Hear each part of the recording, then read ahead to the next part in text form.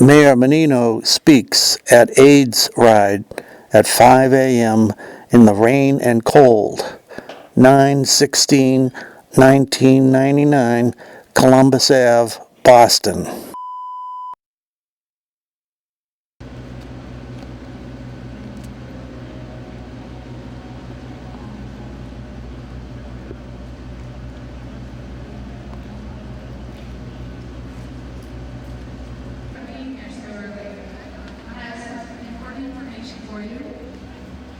All riders and all crew members will be transported directly to the New Haven Coliseum in New Haven, Connecticut today.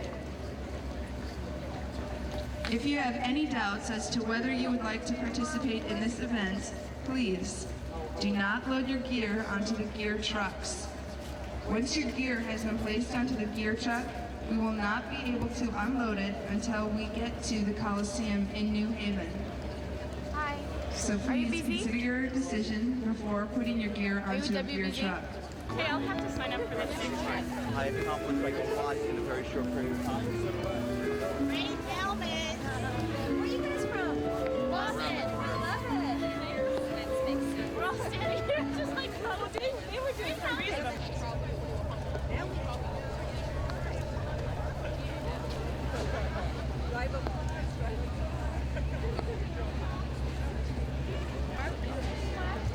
I think that's north then. Huh? I did too.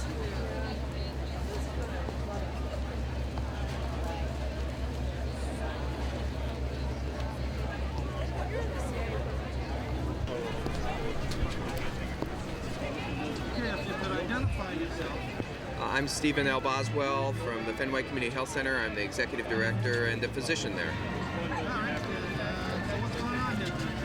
Well, this is day zero, or day one, the first day of the Boston to New York AIDS ride. Because we have this hurricane to the south of us, Hurricane Floyd, and because the weather conditions are going to be relatively significant for the next 24 to 48 hours, we've actually exercised a contingency plan that we have, and we'll be busing all of the riders down to New Haven, to the Coliseum there, in order to shelter them for the next 24 hours or so. We hope, weather permitting, that tomorrow we'll be able to take off from New Haven down to Bridgeport and then camp there at Bridgeport. The weather's supposed to improve, so that Friday night it should be relatively calm there. And then Saturday morning we'll take off as we normally would have from Bridgeport into New York City. The day is supposed to be beautiful, so we hope we'll at least be able to finish the Boston to New York AIDS ride. Okay, spirits look pretty high here, still in spite of the rain. Well, I think the ride is about many different things, and all of us who've done the ride over the years, it's an emotional event, no question about it.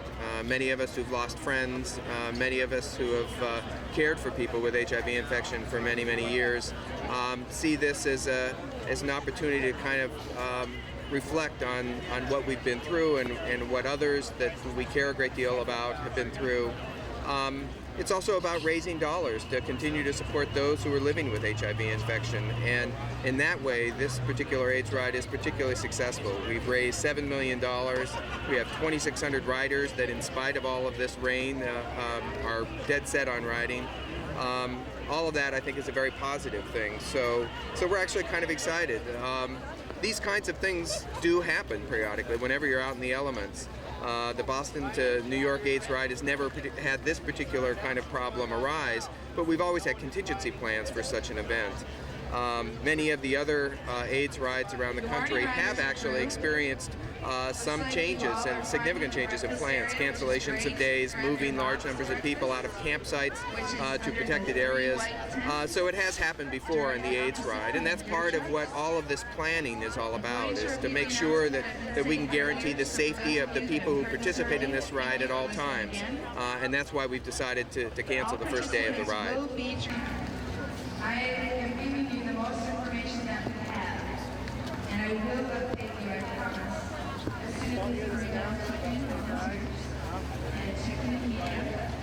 So if we can just give them a little space, they'll be able to do their job and help support us.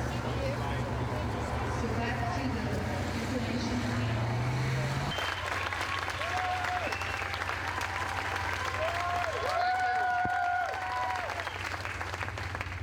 you, President Freeland. Let me thank you all, first of all, for being here this morning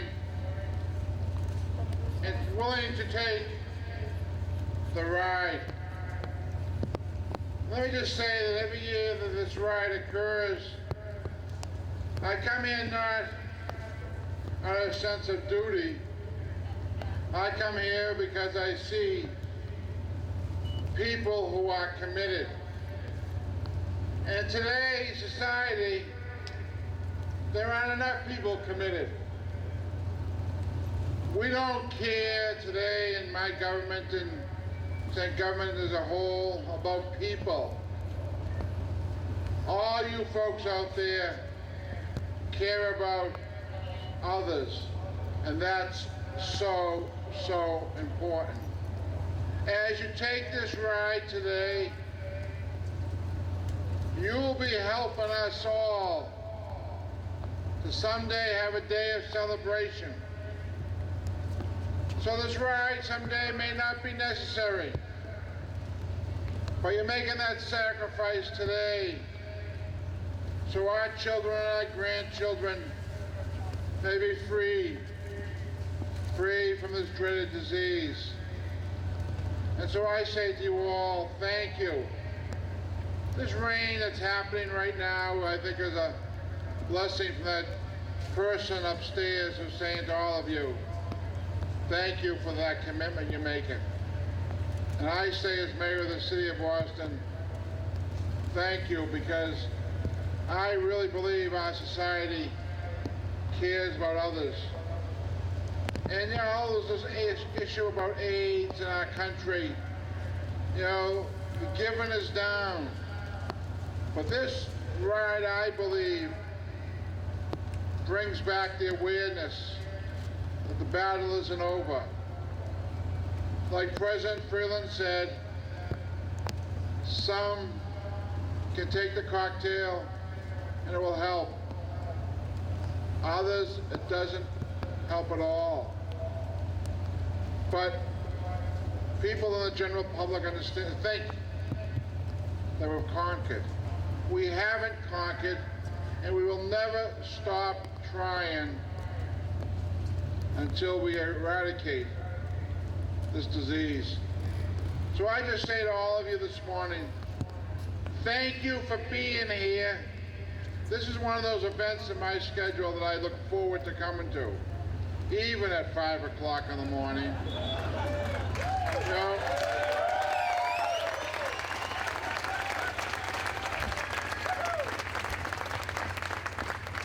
this really is not an event. It's a happening. We have all these folks out there willing to make that sacrifice. You know, you have a bus ride that, you know, some people will say, well, I want to do the whole thing. Well, I think your director made the right decision because of what's coming up the East Coast. But just think of what the resources you have generated out of this ride will go. Fenway Health Center, over $2 million. And Fenway Health Center does so much good work in this community. But continue your commitment, we cannot forget the human side of our lives. People in public life don't understand human development, human care.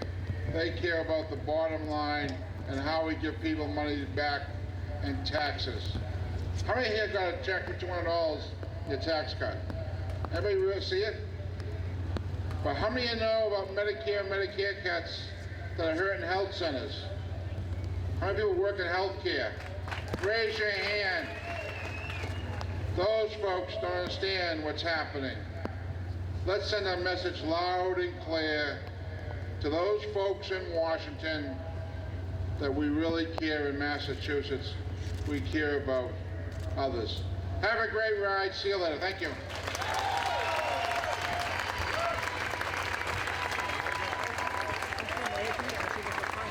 Now, please welcome to the stage another. There are 1 million people with HIV infection. What is remarkable and not appreciated is only half of those people are in care. That's more money than we raised last year. 7 bicycle is now being led down the center of this crowd. This is the 22nd bicycle to open an AIDS ride. And like all the others, this bicycle is without a rider. But in a larger sense, it is without many riders. It is without your friends and my friends. It is without our lovers, our brothers, our sisters. It is without AIDS riders who have joined us on AIDS rides past. It is without nearly 400,000 Americans who have died of AIDS. We represent them with quilts. We represent them with memorial services. We represent them with photographs of the memories we've shared together here on this earth. But now they belong to the ages, as someday so shall we. And today we represent them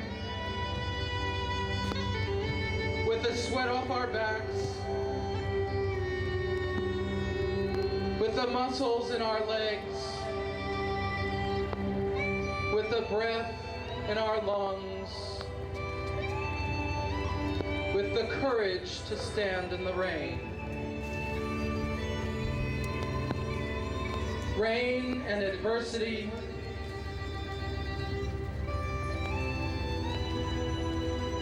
today we represent them with courage, with dignity, with the grace and strength of heroes.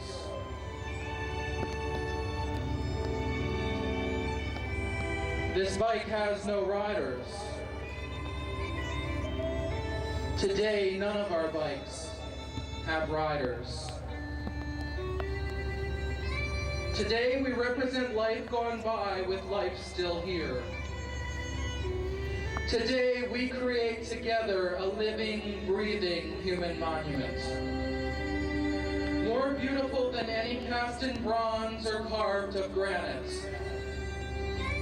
And it says we will never forget. We will never give up.